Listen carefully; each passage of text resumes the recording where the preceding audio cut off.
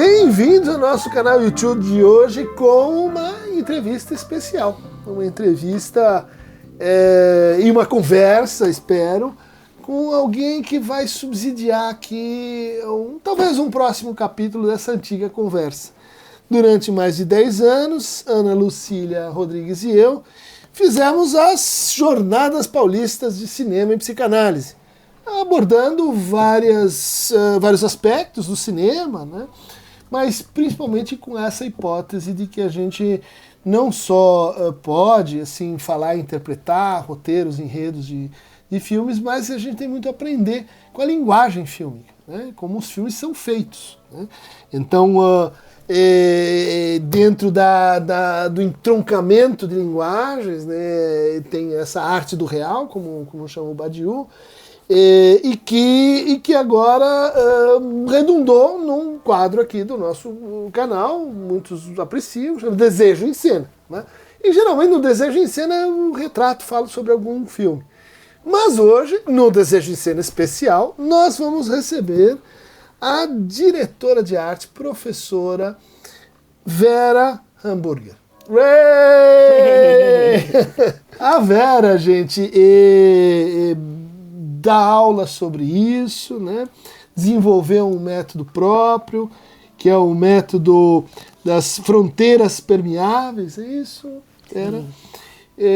Deu aula em muitos centros culturais, trabalhou em muitos filmes, dos quais a gente vai falar de alguns, né? E a ideia é tentar assim, se aproximar, né? Pensando a direção de arte como exercício de linguagem, né? Daquilo que seria a direção de arte na cena psicanalítica, né? Temos nós uma direção de arte? Muita gente fala, põe no meu consultório samambaia, uso que luz, parece um salão de barbeiro, e como a gente se dispõe dentro, tem divã, não tem divã. Vamos olhar para a situação analítica, a cena analítica do ponto de vista da cenografia, do ponto de vista da direção de arte, e com isso, né, vou começar te perguntando, Vera, o que vem a ser direção de arte? O que devemos entender por direção de arte? Ou te agradecendo pela presença aqui. Né? Então... Eu que agradeço estar aqui com vocês. E, enfim, fiquei honrada com o convite feito por um aluno que é muito legal quando a gente, né, encontra... O nosso Super Jack, né? Campeão de como chama? Cosplay. Né? Trabalhando omelete, trabalhando pipocando. Um super quadro aqui, é uma honra ter um Jack. E seu aluno, né? Sim, foi meu aluno. E agora eu lembrei, acabei de me lembrar que o único papel que eu fiz no cinema foi de uma psicanalista. Mas não diga, olha só. E a memória, ela veio, surgiu Você aqui. Você foi falando do cenário, eu fui me lembrando, nossa, eu mesma fui a psicanalista. Como foi isso? Que filme que era? Esse foi um filme, é uma comédia da Ale Machado, dirigido, né, pela Ale Machado, com o Hassum. Enfim, eu fiz... O que você fazia como psicanalista? Assim? Ficava ouvindo a atriz falar. Era só assim, parada? Ficava parada, eu estava muito preocupada. E ouvindo ela falar, até que o Hassum falou assim, e aí, você morreu? Porque eu estava muito tensa. Mas então conta pra gente, o que é Bom, exatamente a direção de arte? Para resumir, né, bem rapidamente. Não precisa resumir, pode ir. Eu vou começar resumindo, tá. Né? Melhor. Para eu resumir, eu poderia dizer que a direção de arte, ela é responsável pela criação do universo, espaço visual de um filme, né? Ou de uma série, ou de uma novela, ou de um comercial de publicidade, o que seja, né? De um audiovisual, ou de uma peça de teatro, ou de uma exposição. Quer dizer, a direção de arte hoje, ela ampliou muito sua área de atuação, tá certo?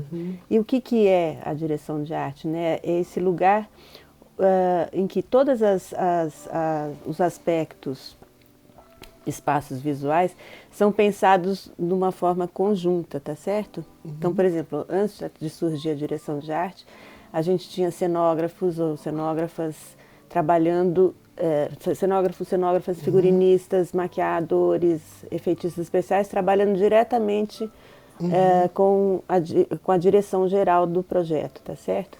Sim. E hoje não, hoje você tem a direção de arte como um agente, vamos dizer, unificador, não é bem unificador, mas um agente orientador, vamos dizer, dessas ramificações da materialidade, tá certo? Cenografia, figurino. Vamos voltar em isso, eu acho que tem uma relação primeira aqui com a psicanálise, a arte de construir um espaço. Ou seja, o espaço a gente tem essa noção intuitiva, né, de figura e fundo, os atores fazem parte do espaço, a luz, a cenografia, as cores, tudo isso junto. Exatamente, é pensar tudo isso junto. Tá. Né? Quer dizer, essa ideia do fundo e forma, talvez a gente possa pensar em que o fundo e forma não são tão divididos assim. Tá certo? Do ponto de vista intuitivo, mas sim. esse tipo de problema é um problema para a direção de arte. Sim, porque se a gente pensa, por exemplo, aqui, a gente poderia até pensar em fundo e forma, né? Porque está mais ou menos assim arranjado, né? Você tem o fundo da biblioteca, do escritório, né?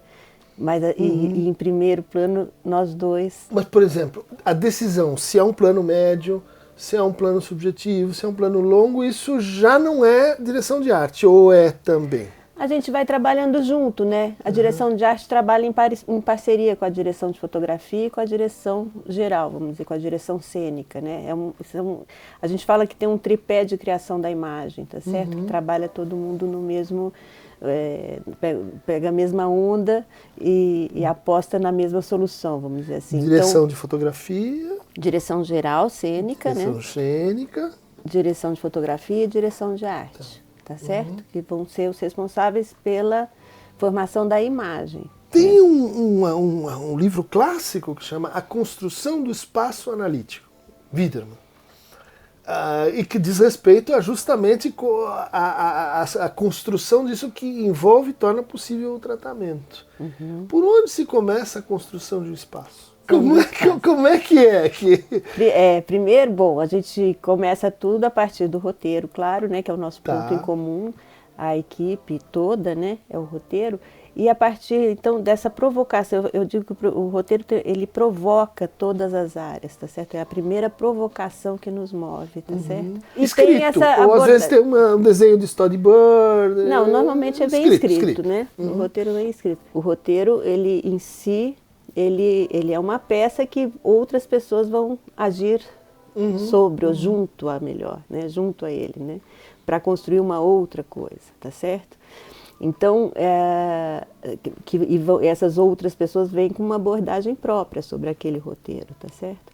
Então, quando a gente vai discutindo com a direção de fotografia e as nossas próprias impressões sobre aquele roteiro, sobre o que é importante, né, destacar, sobre o clima geral daquilo, a gente vai então compreendendo, já começando a construir essa espacialidade e essa visualidade do projeto. Então ele vem como como uma encomenda, assim, como, por exemplo, né? Você trabalhou nesse filme que eu achei um barato, que é Deus é Brasileiro. Né? Tem lá uma cena em que Antônio Fagundes está dentro que é o Deus, né? Que está dentro de uma canoa conversando com outra pessoa que está num pier, assim. Né? Sim, Wagner Moura. O Wagner Moura, tá. E aí você recebe como encomenda uma canoa e um pier. E eles estão conversando. E daí você cria, se é uma canoa gigante, como é que faz? Como é que é essa transposição? Não, você ganha como encomenda essa situação, né? Deus está falando com um ser na Terra. Isso, mas nesse lugar, ou você... Nesse lugar, provavelmente esse lugar estava estabelecido no roteiro, né? Tá. Agora, aonde é esse lugar, a gente vai estabelecer, claro, a produção vai também nos orientar, né? Estaremos lá no norte, no nordeste do país. Por exemplo, nesse filme, Deus é Brasileiro, no roteiro original, Deus aparecia numa boia no meio do mar. Numa boia, daquelas boias que ficam Tipo assim. uma Barbie flutuando num ganso. E aí eu falei, ai, Cacá, não vamos fazer uma boia, vamos fazer Cacá, um mastro. Cacá de Eggs, de né, Eggs, que é diretor. Vamos fazer um mastro fixo, porque Deus fica balançando enquanto ele vai conversar com Que interessante. o ser humano, não vai dar convém. certo isso. Não convém Deus Não balançando. convém Deus balançar. Então, o roteiro vem com uma sugestão. Deus está balançando Deus está numa boia. Tá. A gente que sabe o que é uma boia, que a boia balança, fala, talvez não seja o melhor, talvez então a gente possa propor, então propus para o Cacá que ele estivesse num mastro afundado, que é o que nós fizemos no filme, né? Um mastro cenográfico afundado no Rio São Francisco. Ele estava Na Foz do Rio. mastro, a canoa estava no fundo, então. Não, são duas cenas diferentes. Tem uma cena que ele está com a canoa conversando na escadaria do mercado. Tá. Mas o filme começa, logo no começo, a relação dos dois começa, do personagem do Wagner, que eu não me lembro o nome agora, com o personagem do Fagundes, que é Deus. Eles se encontram nesse lugar que é, Deus aparece na terra num mastro afundado. Um mastro de um navio afundado. Então, só está aparecendo o mastro e Deus aparece aqui e fica firme aqui. E o personagem do Wagner vem numa canoa e fala, o que você está fazendo aí? Incrível imagem para profundezas, né? Para Deus e sua relação com o tônico, né? Exatamente. Você não pode ver. É sensacional isso. Então, é uma provocação que o roteiro faz em relação a como que Deus chega na Terra. O roteiro diz, ele escolhe uma boia para chegar e a equipe, no caso a direção de arte, propõe que ele chegue num mastro cujo barco está afundado, mas que seja firme, né? E que tenha raízes lá embaixo, tudo bem. Né? Totalmente, é uma situação diferente para Deus. Tem um outro psicanalista chamado Reich, Theodor Reich, não Reich, né, que estudou uma coisa chamada atmosfera da sessão.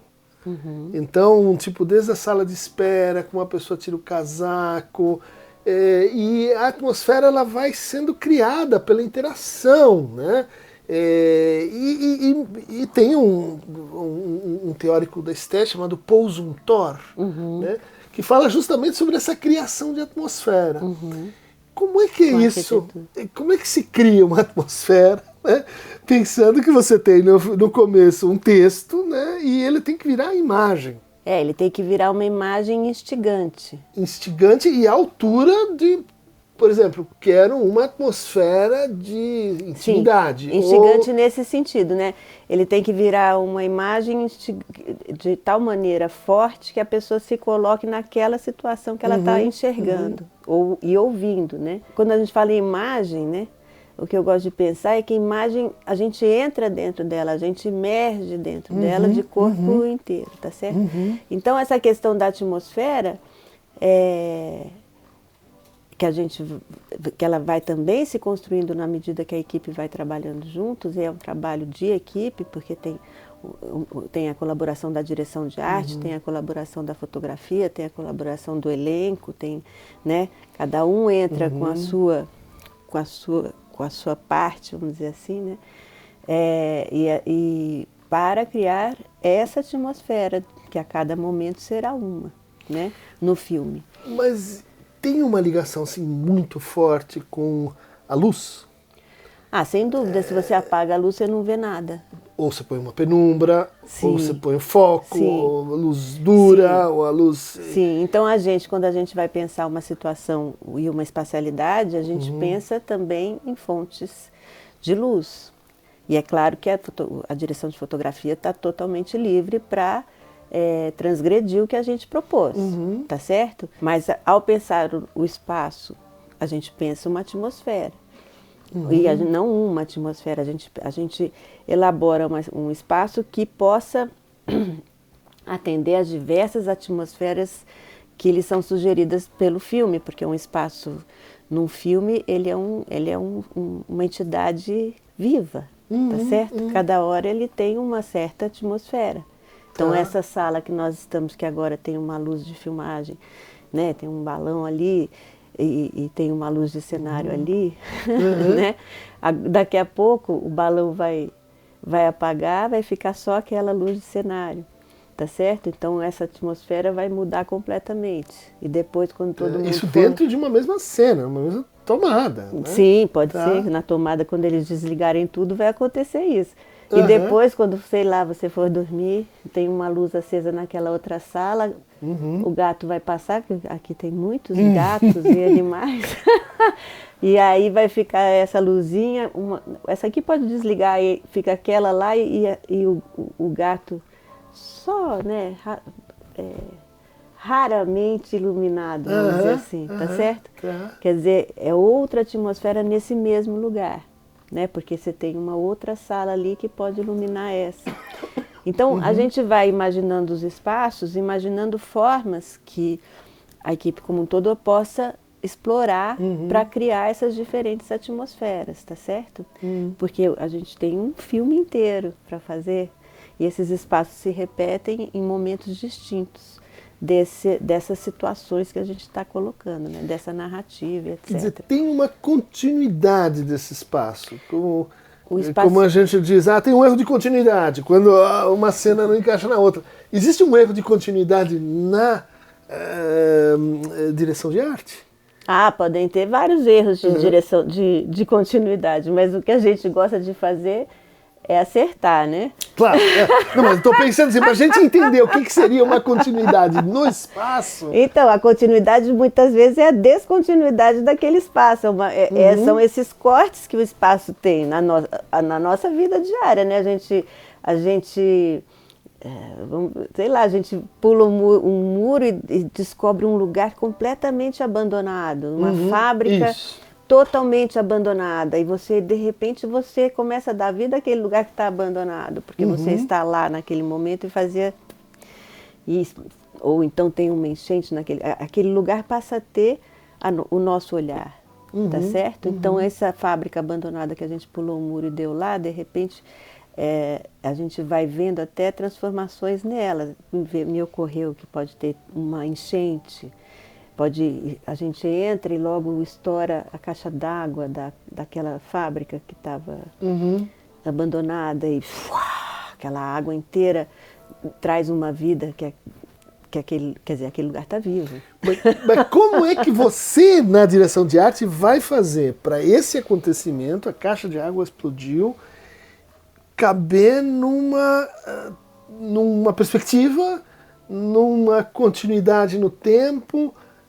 Como que é essa arte, né? É uma arte que caminha junto com a direção, junto com todo mundo e junto com o roteiro, claro. Mas eu posso, por exemplo, propor uma situação dessa. O cara entrou num lugar abandonado, né? Eu posso falar, gente, temos aqui próximo uma locação muito interessante, a gente podia ir nessa fábrica abandonada e você seria chega a propor, inclusive, eu posso propor ou não. Sim, faz parte da responsabilidade da direção de arte. Você, mesmo que no roteiro, vamos dizer, está escrito que ele entra num estacionamento, num ferro velho abandonado. Tudo bem, ou que ele entra eu vou te propor um caso real. Tá bom, né? boa. Você trabalhou em Carandiru, né? Sim. No filme Carandiru, e do Hector Babenco, né? Um filme que um acontecimento político também, a partir do livro do Drauzio Varela, né? E é um filme que passou, acho que, para a história do cinema brasileiro, marcado pela cena dos corpos alinhados no fim, né? E por vamos dizer assim, pela filmagem do sangue escorrendo pelos corredores, pelas escadarias, e o dia subsequente ao massacre, né? Que foi, vamos dizer assim, um momento muito angustiante para quem está vendo o filme. E ali a gente tem um tratamento de luz, porque de repente o filme fica muito escuro, né? E a gente querendo discriminar ali, pode aparecer um pedaço de um corpo, o que vai se dar e a atmosfera do filme se fecha de um jeito que a gente só vê corredores. E antes era um filme onde tinha celas e as pessoas estavam lá, iluminadas e casando. E como é que isso foi... Como é que vocês fizeram a mágica, entendeu? Não é mágica, né? É uma coisa combinada. Claro, a mágica é que para nós a gente só vê o coelho saindo da cartola, sim, né? Sim, a gente combinou. Mas a ideia é essa, né? Que você tenha o dia a dia como um dia a dia normal, onde o médico está conhecendo cada um daqueles personagens e o público também, tá certo? Então tem uma coisa do cotidiano ser muito importante como o cotidiano mesmo, né? Apesar de muitas vezes, mesmo nas cenas noturnas, você sentir que tem uma certa tensão, né? Então, a luz é sempre muito, muito trabalhada, né?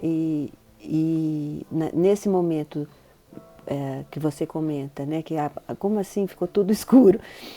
Parece que virou um filme preto e branco. Sim, vem uma neblina, né? Vem a fumaça de todos os tiros e de todas as coisas, e ao mesmo tempo vira noite mesmo, as entradas de luz são outras, né? Quer dizer, apaga a luz do presídio, né? Então realmente é uma escolha mesmo. A atmosfera se cria nessa atmosfera da ameaça, nessa atmosfera que você não é mais do que um vulto, né? Tanto os agressores quanto os agredidos, né? Não passam de vultos, vão virar números, eles são mortos a toneladas, tá certo? Então tem tudo o que o filme faz na primeira parte, né? Sim, como você dividiu, é desfeito nessa segunda parte, né? Toda a humanidade que a gente vai tentando, vai conseguindo, vai produzindo, né? De reconhecer aquelas pessoas, dos encarcerados serem pessoas que têm vidas, que têm relações e etc. Que amam, que amam isso, né? Que são pessoas. Sim. Isso na segunda, durante a tragédia, né? Durante a ação da polícia, a chacina. Durante a chacina, eles perdem rostos, eles perdem tudo, tanto os agressores, isso eu acho muito importante, né? Tanto os agressores quanto os agredidos. Todo mundo perde a identidade de si. É verdade, os policiais estão atrás de capacetes ou de fumaça, escudos, fogo, né? sempre eles viram vultos. Eles realmente viram vultos. Porque realmente essa coisa, a vontade de cada pessoa some. Vira essa vontade, que não é uma vontade, é uma ordem externa. E aí essas pessoas passam a não ser mais pessoas, né? Sim, passam a ser soldados matadores e encarcerados sem saída, tá certo? E ponto, e vão virar números, tanto um quanto o outro, né? E não tem nem responsabilidade, porque tudo fica essa gosma, né? Mas tô achando muito interessante que de novo a gente encontra, né, na tua fala, que foi a produção de uma metáfora, né? Metáfora da transformação em números, da metáfora da desumanização, né? São recursos que vão fazendo a gente olhar para uma imagem mais além da própria imagem, né? Que é uma discussão que eu tenho com a Ilana Feldman, que é uma teórica de cinema, que trabalha no Rio, e que se dedicou a como é que a gente filma o irrepresentável, o impossível, né? Quer dizer, por exemplo, uma questão contemporânea, como é que hoje seria possível pôr em imagens o genocídio de Gaza, né? Que recursos que você mobiliza numa situação como essa? E eu te pergunto isso porque cada um de nós tem o seu inominável, o seu real, aquilo que não vai ficar bem se você traduzir numa narrativa redonda, explicativa, sobre si, sobre sua relação com o mundo e com o real. Como é que você faz? Por exemplo, nesse caso, né? para enfrentar e colocar para a pessoa que vai assistir, né, esse limite da própria imagem, vamos dizer assim. Uau! Esse limite da própria imagem. Não, veja que eu estou pensando numa coisa muito simples do ponto de vista clínico, que é uma analogia do cinema com o sonho. Né? Quando a gente sonha, a gente faz o nosso divã do pobre, como dizia o Guattari, e cria como diretor de arte também, né, o nosso filme. E tem um tipo de sonho muito interessante, que é aquele em que a gente acorda. E a gente acorda porque é como se não encontrasse um limite da imagem que eu consigo produzir. Né?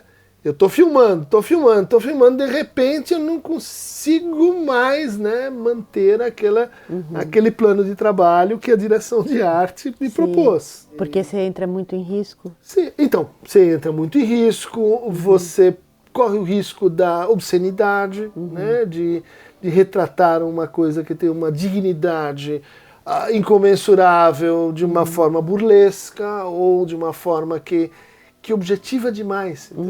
Que perde a poesia, que perde o inexplicável. O tratamento do indizível, né, que começa com o trauma, que é um indizível, mas que a gente faz essa passagem para imagens. É muito importante imaginarizar também o trauma para poder atravessá-lo, né? Desde que essa imagem não seja perfeita demais.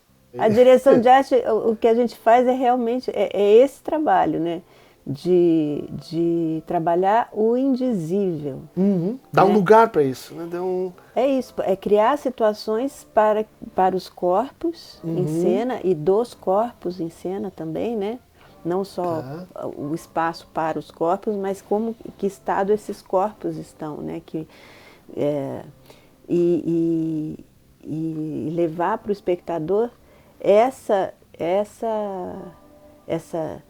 espaço-imagem, né? Que ele sente esse contraste que só o espaço mesmo faz. Quer dizer, realmente é o indizível que a gente trabalha, o que não dá para falar, né? Que é isso que você falou, que se ficar falando, daí acabou, você vai embora. Mostra a luz aqui, mostra a abajur aí. Mas enfim, é o que os atores não conseguem dizer, não está no texto, né? Não está no texto dos atores e atrizes, não está em nenhum texto de legenda, né? Ou de Quer dizer, é isso, essa é a matéria do nosso trabalho, é o indizível, né? Quer dizer, a pessoa sente o frio que nós estaríamos aqui se tivéssemos com uma janela ventando, porque quebrou um vidro e a gente está na Sibéria e entra um vento e a pessoa não pensa vento, ela sente vento, tá certo? Sim.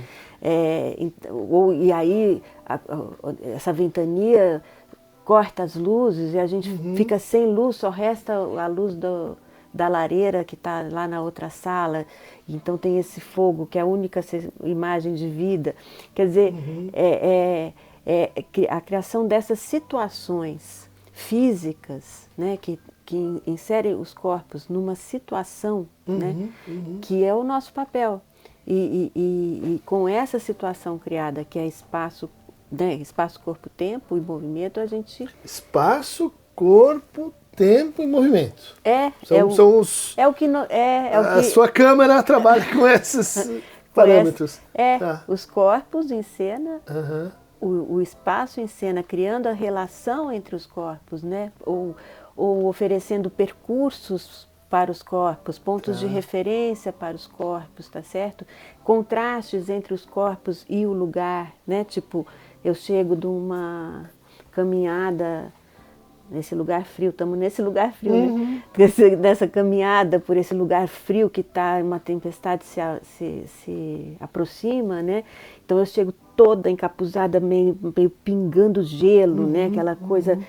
Nossa, isso é um frio que não há palavras nessa Sim. altura, posso falar e falar, nossa, que frio, não é isso. O frio o público sente ao ver esse corpo Uma gola respingada do gelo. de gelo inteira, Aham. cheio de pingos, como estalactites que se formaram no caminho, né? Aham. E chego nessa casa quente, porque ainda não chegou aqui a tempestade. E a lareira está acesa e eu chego com muito frio. Então, né, tem, claro, o corpo dos atores e atrizes, né, que tremem e tudo mais, mas tem esse frio estampado nessa lã que tá Sim, toda cheia desse resto de neve, etc, tá certo? E contrastando com esse fogo na lareira. E aí o público que estava me vendo muito com frio chegando, vê que eu estou chegando na lareira, ai, até acalma um pouco, né? Ufa. Aí de repente vem o vento, quebra o vidro, acaba a luz, vai começar de novo. E aí o corpo do espectador também se retrai para enfrentar essa tempestade, tá certo? Então, é esse indizível que a gente lida exatamente com isso. Vale para esse espaço que agora você está descrevendo, né? Espaço em movimento, categorias como tônico e átono. Compressão, tensão, distensão. Ah, sim, Vai. isso que a gente fala do tempo, né? A gente trabalha com o tempo, né? Não só o tempo do filme, mas o tempo de cada situação, né? De cada bloco, vamos dizer assim, o tempo também de cada cenário. O tempo é matéria da direção de arte, tá certo? A gente também tempo lida. de um cenário. Perdão. Mesmo que o cenário esteja imóvel, ele tem ali um tempo. Tem o tempo contido nele. Imagina, eu não entrei, tive tempo de ir até a lareira, me esquentar um pouco. Daí começou o ventania, estourou os vidros. Tudo isso é um tempo, né? Estourou os vidros e agora a gente está todo mundo congelando nesse lugar. Quer dizer, esculpir o tempo, já dizia o mestre. Como é que faz? Conta para nós mortais essa história de esculpir o tempo, porque acho que os psicanalistas também têm essa arte, né? Esculpir o tempo com esse indizível, né? Com essas situações, né? A gente vai esculpindo essas situações, tá certo?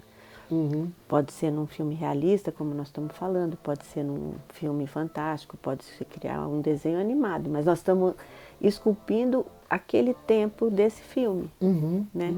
Com espacialidades, com corporeidades, com materialidades, né? Com essa relação que se forma sempre entre espaços e corpos, né? Entre acontecimentos climáticos, como nós estamos falando, e corpos, né? E espacialidades, né? O gelo é bom que ele vai tomando sempre lugar, né? Então tem esse... Conta um pouco do teu método. Você desenvolveu um método laboratório fronteira permeável. Laboratório Fronteiras Permeáveis. Isso, que está no teu... no meu doutorado. No teu doutorado, desenho do espaço, linguagem performativa. Né? Performer ativa. Ativa, exatamente. É isso, né? Que a gente sempre pensa, né, que o espaço está ao nosso redor, né? A gente está acostumado a pensar o espaço como uma coisa ao redor, né? Aristotélico, né? O Isso, espaço tem exatamente. lugar, o lugar está vazio, daí vem um objeto naquele espaço. Exatamente, e a gente é um objeto, como é que fala isso? Um objeto... Protagonista. Bom, sempre protagonista, né? Esse espaço é o nosso fundo, isso, né? E tem a figura. E tem a figura, e a figura é o centro do universo. Sim. A figura humana é o centro desse universo. E então o espaço é um pano de fundo que a gente interpreta. Né? Já dizia Gestalt, né? Que a gente, o nosso que está no nosso olho, tem sempre um figura e um fundo. Exatamente. E o que a direção de arte me ensinou, e depois eu fui ver que também tem mais gente falando isso, graças aos deuses e deusas, é que a gente precisa atentar para a interação entre o espaço e o ser, né?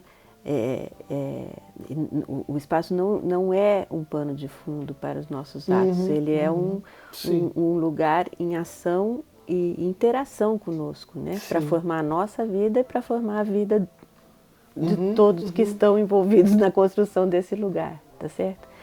Então, né, cada objeto ele tem um peso no espaço, né, nessa formação, a organização do espaço tem um peso também, né, e a gente não é que a gente resolva como que esse espaço será, mas ele também conta para a gente como ele é, ele também se forma, quer dizer, a gente o molda e ele nos molda, tá certo? Isso na nossa vida, né?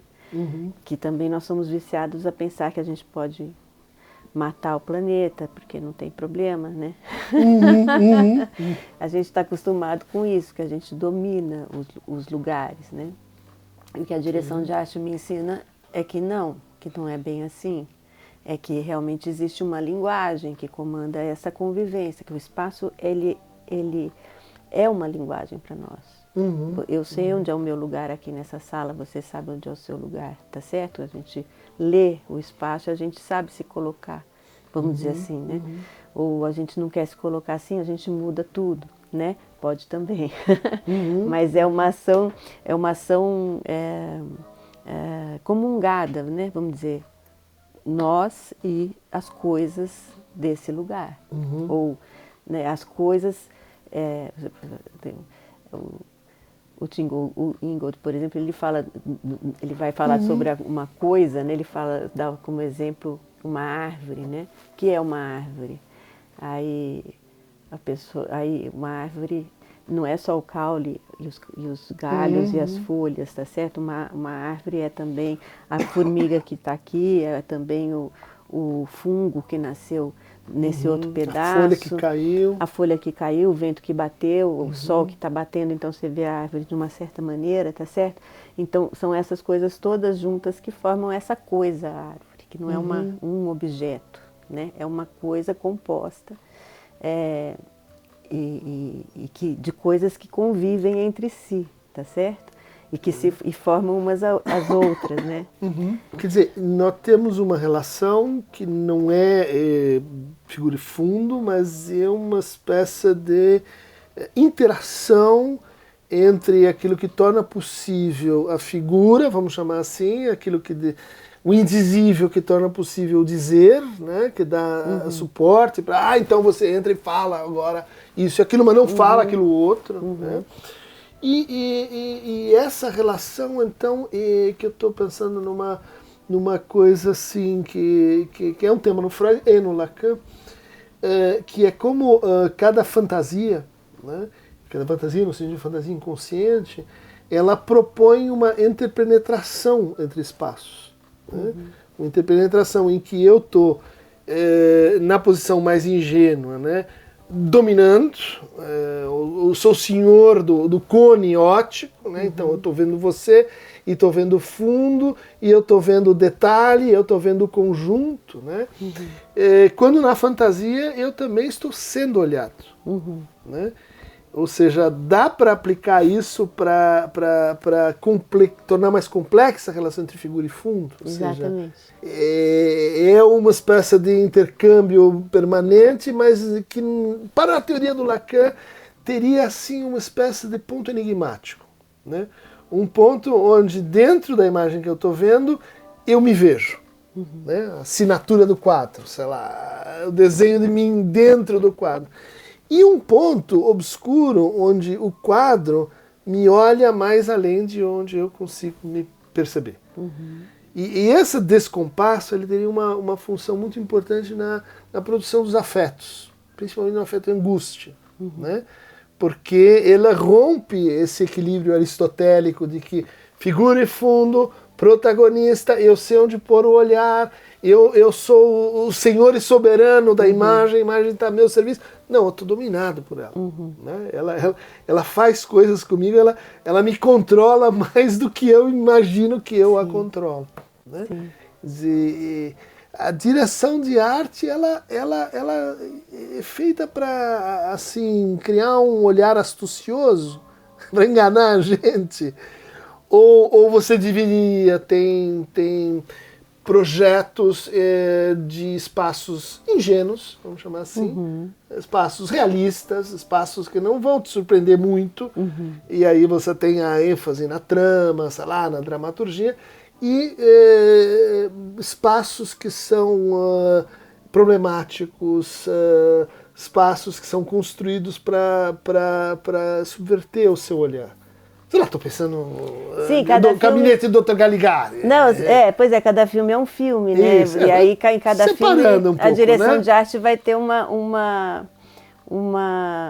participação ou outra, vamos dizer assim, né? Com mais ênfase.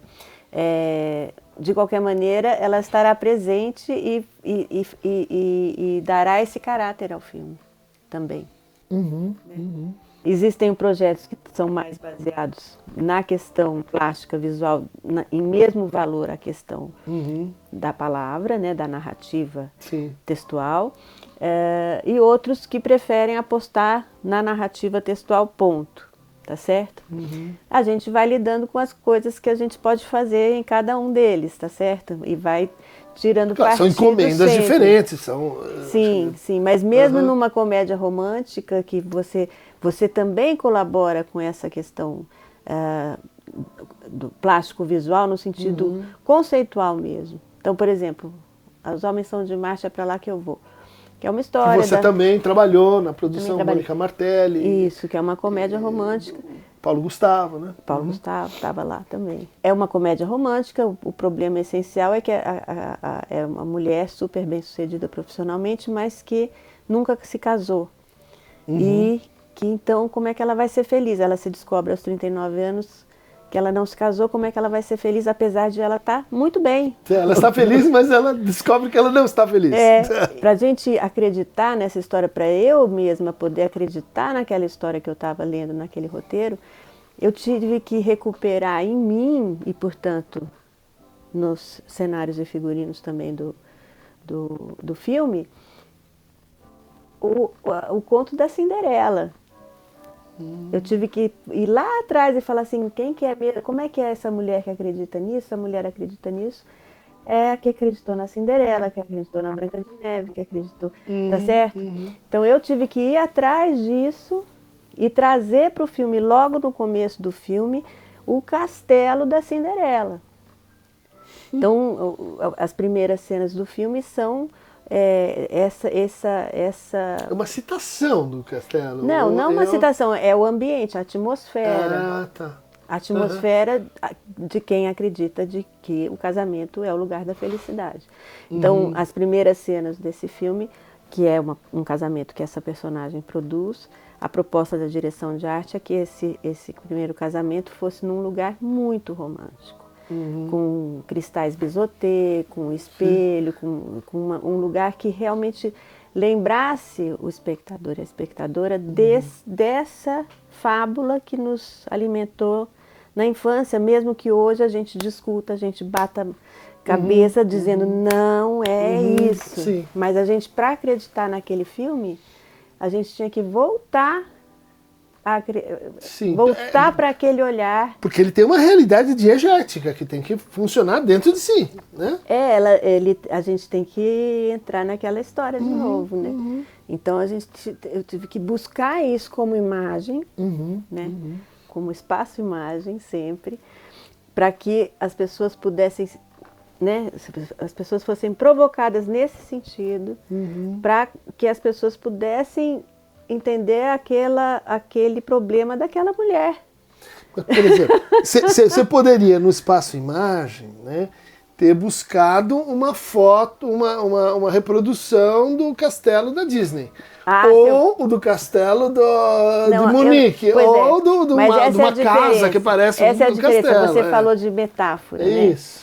A gente não trabalha com metáfora, porque a gente não trabalha só com a cabeça. A gente trabalha com situação, metáfora. A situação leva a pessoa a criar a sua metáfora, vamos dizer assim. Porque talvez isso seja um pouco o limite da noção de metáfora concernida na linguagem, né? Como é que a gente fala do processo semelhante à metáfora quando a gente está trabalhando com imagens? Alegorias? Pois é. É fabricar uma situação. Não é uma alegoria. Não é uma coisa que a pessoa vai, tipo, pode reproduzir o castelo da Cinderela, ou reproduzir põe lá a Castelo de Shrek. A Branca de Neve. Isso. né? Não, eu vou fazer o lugar desse casamento ser o lugar mais próximo ao príncipe encantado. Mas ao lugar do príncipe encantado, esse castelo esse castelo romântico do encontro entre o príncipe encantado e aquela que o encanta, vamos dizer assim, né? Porque é essa relação. Sim. E essa relação que o filme constrói também. E essa relação que a gente discute hoje, tá certo? Mas para a gente chamar isso, não é por uma imagem, é por criar essa situação de novo.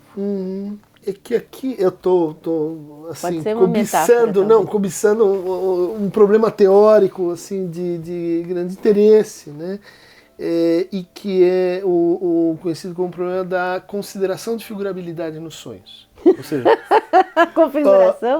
consideração de figurabilidade, que é mais ou menos assim. Pela teoria, né, quando você reduz consciência, abaixa a motilidade, você apaga a percepção, e aí você começa a ter uma espécie de acúmulo de pensamentos. Pensamentos ligados ao que você não fez naquele dia, restos diurnos, pensamentos que vão se aglutinando, né? Esses pensamentos, num determinado momento, eles viram imagem. Eles mudam a materialidade, né? Por quê? Porque uma coisa é você ter aquela sensação de que amanhã eu preciso dar uma aula, ele me disse isso, puxa, me lembrei desse diálogo. Outra, você vê o filme. Você vê a alucinação onírica, né? Então nós temos um problema que é em que condições você passa, né, de uma massa de pensamentos, envolvendo conceitos, para uma imagem. Por quê? Porque quando você está em pensamento e linguagem, você diz que tem pensamentos que são metafóricos. Sim, né? sim. Mas será que existem imagens que são metafóricas ou imagens correlatas dessas metáforas? Isso é um problema... Sim, pode ser. Que são situações, imagens que trazem situações que te remetam à metáfora.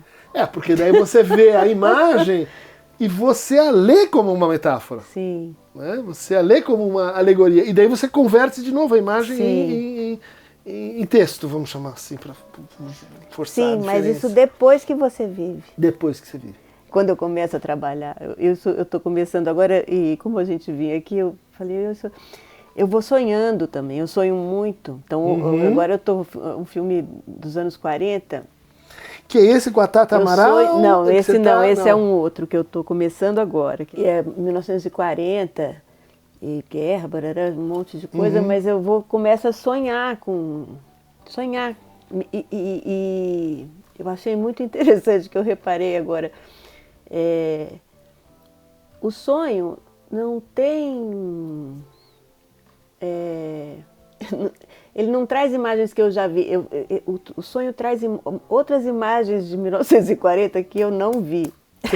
Na minha pesquisa do dia a dia. Mas que poderiam ser imagens poderiam estar lá. Que estão nessa atmosfera, que estão nesse espaço-tempo. Sim. Então eu sonho muito, e mesmo o tempo inteiro, quer dizer, os sonhos, eles participam desse processo de criação. Isso não sei se não deve ser restrito à direção de arte, claro, né? Mas eu digo como diretora de arte... Não, tem muitos analistas, Bion, que defendem a tese exatamente como você está dizendo, que o analista, ele sonha antes de dizer o que ele vai dizer para o paciente. Ele entra num estado de reverie, de regressão, e no fundo é como se ele adivinhasse algo a partir da conversão em imagem e depois passagem à palavra. Então você sonha. Tem que sonhar. Sim, sonho também. Sonho e acordo também no meio da noite pensando, puxa vida, aquilo ali está errado, não vai dar certo. Isso, sem dúvida, mas isso eu sempre, né, tipo... Está construindo o cenário e você fala assim, nossa, errei na medida, está errado aquilo. Você tem essa... Você acorda à noite e fica medindo o quarto. Não, e aí fala, acho que vai... Não, tudo bem, vai. Agora, claro que depois de um texto, no início, né, eu sofri demais com isso. Agora já menos, eu não levanto da cama. Mas se eu acordo e penso, está errado... Eu acordo e penso que está errado, aí tem que falar, acalma-te, Daqui a pouco estaremos lá, veremos se está errado, né? Mas, enfim, a construção desse universo e os sonhos são coisas que o tempo inteiro eles se conversam, tá certo? Esse processo é um processo com conversa noturna, vamos dizer assim. Fala um pouco do teu livro, né? Arte em Cena. A direção de arte no cinema brasileiro, que ganhou o Jabuti, agora está na segunda edição, pelo Senac Sesc. Isso, né? isso. É um livro de entrevistas, é um livro de história, é um livro de cinema, é um livro de arquitetura. Conta para nós o que obrigada, aconteceu falou aqui. tudo, que maravilha. É um livro é um livro que nasceu por necessidade, né? Por necessidade de que eu estava começando a trabalhar com cinema e cenografia e direção de arte. Começando não, quando eu fiz o filme eu já estava há um tempo, né? E eu via como era muito pouca compreensão sobre o que fazia, qual o papel da direção de arte, qual o papel da cenografia, qual o papel do figurino, etc. E da maquiagem, né? Na construção de um filme. Então chegou uma hora e eu falei, gente, alguém precisa fazer isso, alguém precisa discutir isso, a gente precisa entender melhor, porque no set de filmagem era muito difícil, inclusive, as relações, né? Enfim, aí na época existia uma bolsa, que era a Bolsa Vitae, para não acadêmicos, né? E então eu me inscrevi para a bolsa e fui aceita, e o projeto então era conversar com representantes da primeira geração de direção de arte, diretores de arte do cinema brasileiro, para discutir o que era, né? Isso a partir também do que eu já tinha como experiência, né? Eu comecei em 1987 e isso era 2003 quando eu resolvi fazer e ganhei a bolsa. Então tem que fazer a conta aí, mas já estava 16 anos fazendo isso, não é isso? Bom, então por essa ocasião eu inclusive fiz uma grande pesquisa, porque a gente não tinha bibliografia. Não tinha nenhuma bibliografia. Nacional? Nem nacional nenhuma e internacional muito pouca. Você falou com o Clóvis, né, que trabalhou na Vera Cruz? Não, o Pierino Massenzi. Tá. Sim. Primeiro, a ideia era entrevistar o Clóvis Bueno, o Adrian Cooper e o Marcos Flaxman. E também eu queria ter entrevistado a Eurica Yamazaki, mas no fim não consegui. Que eram diretores de arte da primeira geração de diretores de arte. E no processo... Primeira geração, localiza pra gente, perdão, tá certo. Que filmes... É porque o cinema brasileiro, até então, até os anos 80, trabalhava a cenografia, figurino, maquiagem, efeitos especiais diretamente ligados ao diretor. Eu falei isso mesmo. O diretor que decidia. Que decidia tudo, né? E também diretamente relacionados com a produção. Casting também. Casting também, diretamente. Casting até hoje é com a direção. A partir dos anos... entre os anos 70 e 80 começa a surgir essa figura, que é a direção de arte, como um polo, uma unidade, vamos dizer, entre todas as matérias plásticas envolvidas no fazer o filme, né? Então, na cenografia, figurino, maquiagem e nos efeitos especiais. E a partir dos 80 a gente trabalha sempre com essa figura, compondo as equipes, né? Na mesma época também se criou a direção de fotografia, que antes era fotografia de, né? Então também cria-se a direção de fotografia, direção de arte e a direção. Então vira esse tripé. Mas você faz direção de fotografia também, ou não? É uma parceria, né? A direção de fotografia é da fotografia. Eu faço a direção às vezes você faz as duas coisas, às vezes faz uma só. Não, é bem dividido. É muito dividido, porque a questão da fotografia. Não, porque tem todo um conhecimento específico da fotografia que eu não chego nem perto. Lentes, iluminação. Sim, eu posso dar opinião, falar assim, dá para esquentar um pouco essa Tá, essa luz, uhum. eu consigo falar esquentar um pouco, mas uma pessoa de fotografia não fala isso, fala, por favor, liga um não sei o quê. Né? Então, o conhecimento da fotografia é um conhecimento absolutamente específico. Tá. E não é só em relação à luz, mas enquadramento, em movimento de câmera, Seria enfim. muito difícil dominar as duas áreas. Sim. Muito difícil. Tá. O Adrian Cooper é um que joga nas duas, Tá. né, joga nas duas áreas. Mas quando ele é fotógrafo, ele é fotógrafo. Quando ele é diretor de arte, ele é diretor de arte. Ele não fez nenhum filme que ele seria fotógrafo e diretor de arte. Mas, inclusive, por isso que eu trouxe ele para o livro, porque ele atuava nas duas coisas, né?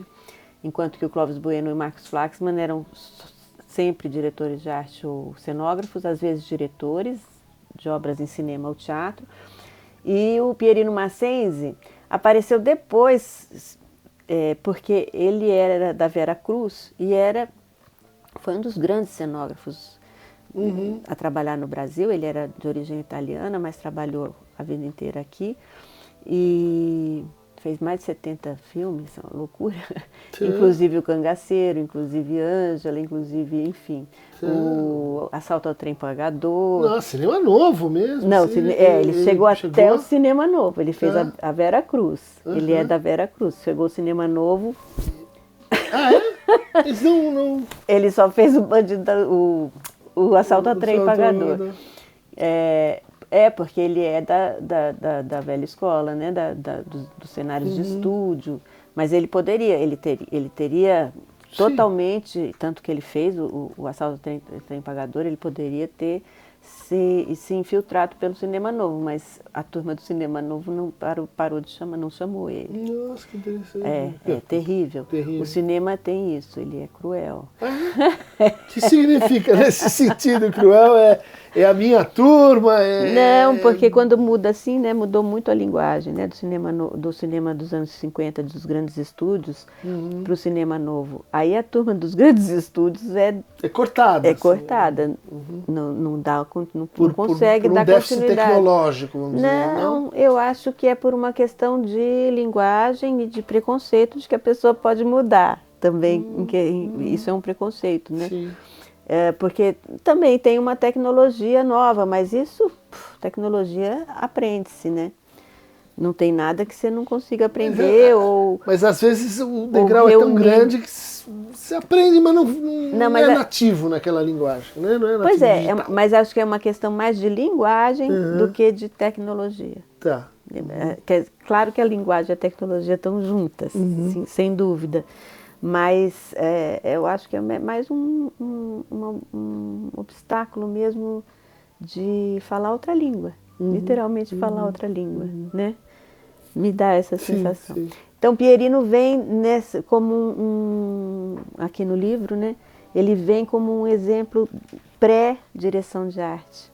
Um cara que produziu muito, muito importante e que tem um trabalho maravilhoso. E os 3 outros são da primeira geração de diretores de arte no Brasil. Que fizeram escola, no fundo. Que fizeram escola, exatamente. Então, o livro,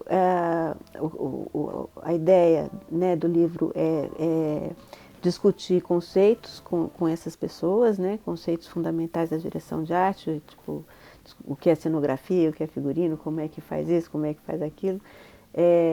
E também trazer o processo de trabalho e o que então a cada fase também está em jogo, né, durante esse processo de trabalho. Então, é trazer realmente a direção de arte de uma maneira que a pessoa possa compreender um pouco o que a gente faz, e como que a nossa cabeça funciona, como que o nosso projeto funciona, né? Então, tem 700 imagens, é um livro que conta com 700 imagens, tiradas sempre dos acervos deles, né? Pessoais, das mapotecas, abrimos as mapotecas e daí fotografamos tudo. E claro que também tem fotos de cena e fotos de making off que foram cedidos pelas produtoras. Quer dizer, tem uma enorme pesquisa de imagem e essa conversa entre diretores de arte e cenógrafos, né, discutindo o próprio fazer. Esse é o livro Parabéns! É um livro no Brasil reeditar, uma segunda edição, para um trabalho de luxo como esse, né? Um trabalho é muito de bacana. excelência, é um feito. Né? Eu tenho muita felicidade de ter conseguido que ele existisse e que ele existisse de novo na segunda edição. Eu queria, então, te pedir mais uma encomenda, que é a seguinte. Né? O desenho do espaço, linguagem, performance ativa. A gente tem uma questão conceitual, assim, hoje, a introduzir na psicanálise, que dá uma dignidade prática e teórica para a noção de perspectiva. Né? Então, não sei se você teve contato com esse trabalho do Hubert Amish, Origem da Perspectiva. Não. Que é um trabalho muito curioso. Ele analisa a formação do espaço, né,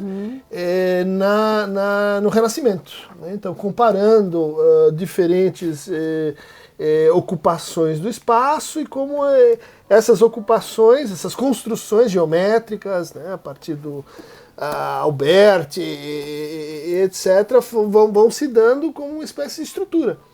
E, para minha surpresa, ele usa a teoria lacaniana para dizer, olha, isso que o Lacan falou sobre a estrutura da visualidade e tal, tem uma pertinência com a origem da perspectiva. Né? A origem da perspectiva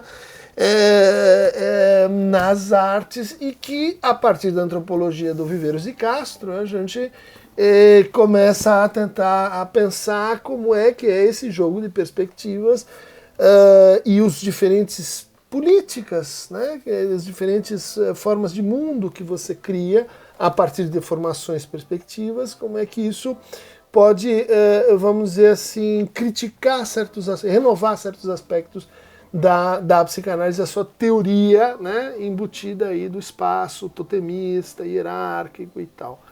A sua tese poderia nos dizer algo sobre o que é o desenho do espaço?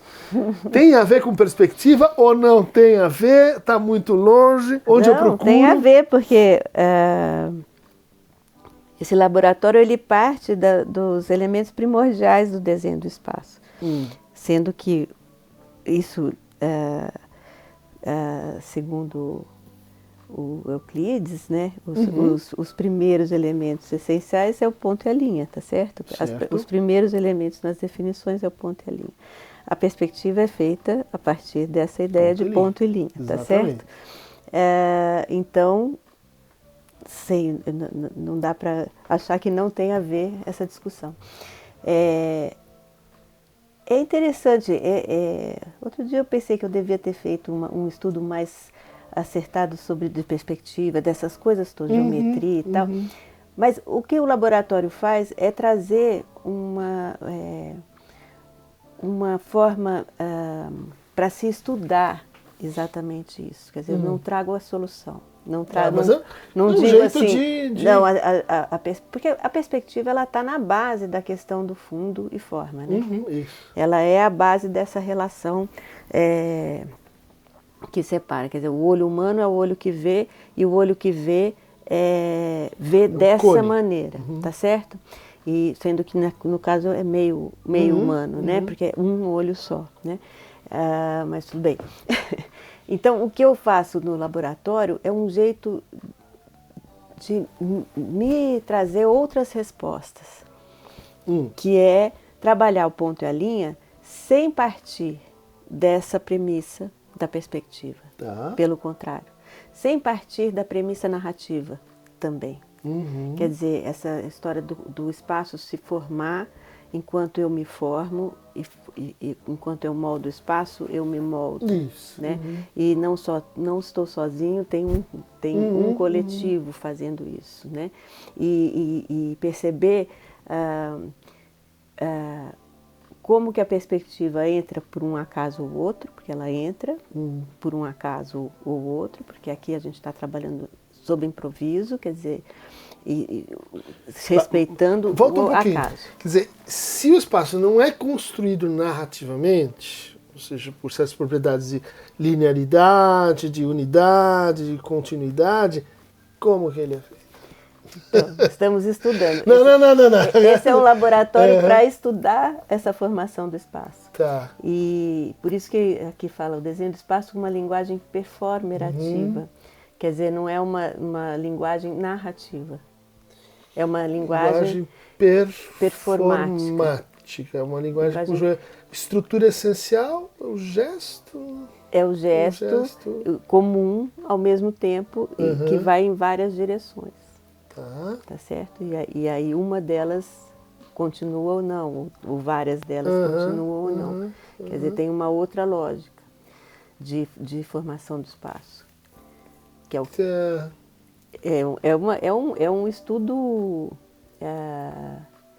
é um estudo que realmente ele não se baseia no que a gente sempre acreditou. Ele coloca tudo em uma suspenso. outra topologia. No fundo, é uma outra teoria do espaço, né? Me interessaria como é que ela funciona, como é que... Pois então, estamos a descobrir, porque como a gente, eu não procuro linha, dirigir ponto. essa construção.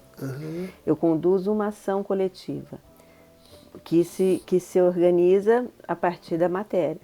Então, o ponto e a linha surgem porque surge uma fita crepe, um rolo de fita crepe, que vai sendo manuseado e articulado pelo coletivo a partir de nenhuma intenção. Como se fosse uma consigna. Você entrega nesse espaço esse instrumento, fita crepe. Sim. E ele vai sugerindo e produzindo junções, separações, regionalidades. Exatamente. A partir de um objeto e da funcionalidade desse objeto. Funcionalidade não, ele só tem um sistema das de construção. Propriedades ele é um sistema. Performáticas dele. Exatamente, porque ele é um sistema em si, porque ele cola, né? Ele tem essa... Ele é um sistema construtivo. Da fita. Exatamente. A primeira coisa é essa. Depois, nós vamos estudar a geometria, em outra sessão. E aí nós vamos construir uma figura geométrica, nós vamos nos relacionar com essa figura geométrica. Depois nós vamos construir aleatoriamente também com caixas. Depois a gente vai construir aleatoriamente também com um tecido maleável. Sempre ligados à luz, ligados ao corpo, né? Você tem sempre uma preparação corporal e uma preparação corporal de aquecimento e de criação de um estado de atenção, tá certo? Aí depois trabalhamos com tecido, aí depois trabalhamos com pó de urucum, com pó de... enfim, depois trabalhamos com pêndulo. Cada sessão a gente tem alguns elementos em jogo, né? Sendo a matéria, a luz, som, sonoplastia o tempo inteiro, que é criada também sob improviso, e imagem também, porque a gente está sempre não, mas em determinadas sessões gravando e projetando imagem, ou só projetando imagens de fora, enfim, a imagem está presente. E os corpos, né, que são vistos e vêm e são vistos, ora estão em cena, ora estão construindo. Construir também se está em cena, é uma coisa que realmente tira tudo do lugar, né? Você está construindo, você está em cena. Daí você também pode parar de estar construindo e entrar em cena de outra maneira, tá certo? Aí você entrou em cena como uma decisão. E o outro pode estar construindo e de repente resolver que quer virar o espectador e assiste aquilo. E isso então cria condições de estudar realmente essas questões de ponto, linha, criação da perspectiva ou não, criação de outras situações, de uma maneira factual, existe aquilo é feito, né? E como isso mexe com cada uma das pessoas que estão fazendo. Como eu fiz o mestrado e o doutorado, tem muitos depoimentos também dos participantes. Você trabalhou com performance, com artistas? Eu abro inscrição para artistas em geral, tanto cenógrafos, claro, e diretores de arte, quanto diretores e diretoras de fotografia, quanto direção geral, quanto gente das artes visuais, das artes performáticas, das artes cênicas. O bom é fazer um grupo multidisciplinar, que tenha bailarinos, atores, diretores, de tudo, enfim. O bom mesmo é isso, que tenha músicos, inclusive, ou músicas, tá certo? Então junta esse grupo por seleção, né? Junta 20 pessoas, ou 23 pessoas, sei lá, por aí, e fazemos essa imersão, que pode ser uma imersão em 15 dias, pode ser uma imersão em um dia por semana, em 4 meses, pode ser de vários modelos, como a instituição anfitriã puder, e a gente também puder bancar, né? Tua colocação também levando para um problema bem interessante, se é que eu estou te acompanhando, que é como os espaços não métricos, espaços topológicos que não reagem, né, às propriedades da geometria projetiva, por exemplo, se relacionam com espaços métricos onde você pode aplicar a noção de perspectiva corretamente, ou enfim, você pode calcular, né, a precisão e o rigor daquela representação, daquela figuração. Sim, Isso parece bem interessante. É assim. muito interessante. A primeira sessão você enfrenta o caos. Finalmente na minha vida eu pude enfrentar o caos materialmente. Você enfrenta o caos e realmente é dificílimo.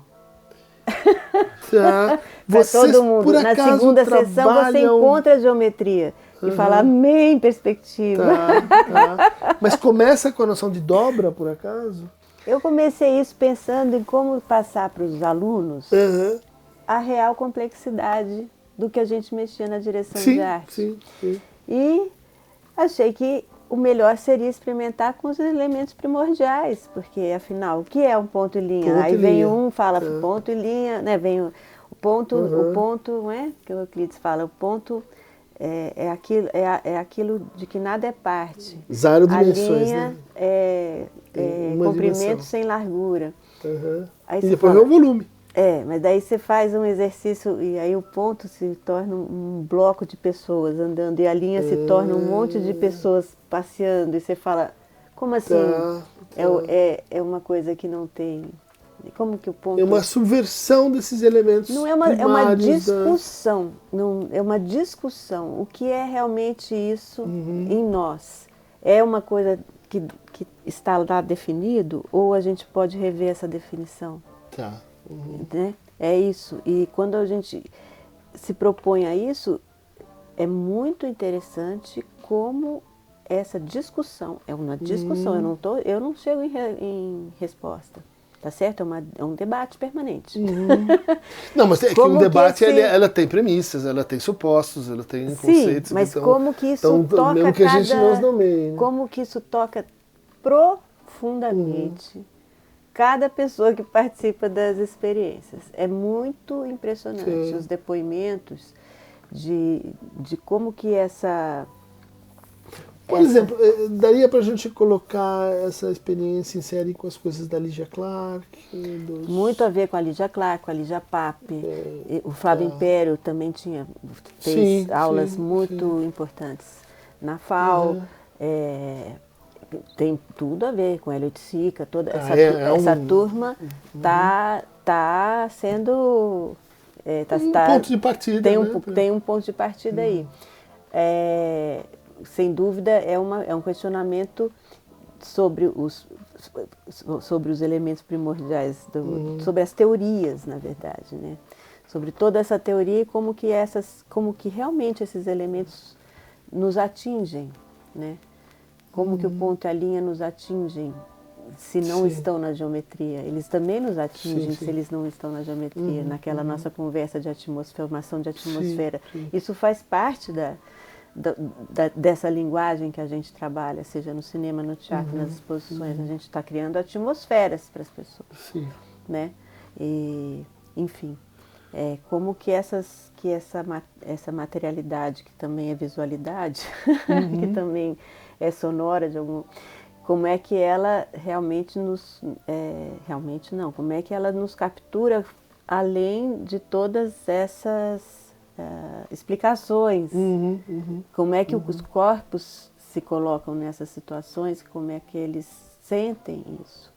Não só os corpos, mas as psicologias todas. Estou convencido. Tá bom, querida Vera. Bem-vindo. Foi um prazer.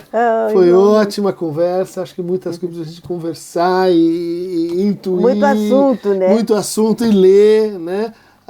Foi uma honra aqui contar com muito essa bom. aula sobre a direção de arte. Então, para quem quiser receber mais fragmentos anamórficos, geometrais, espectrais, atmosféricos, clica aqui no Aqueronta Moveva.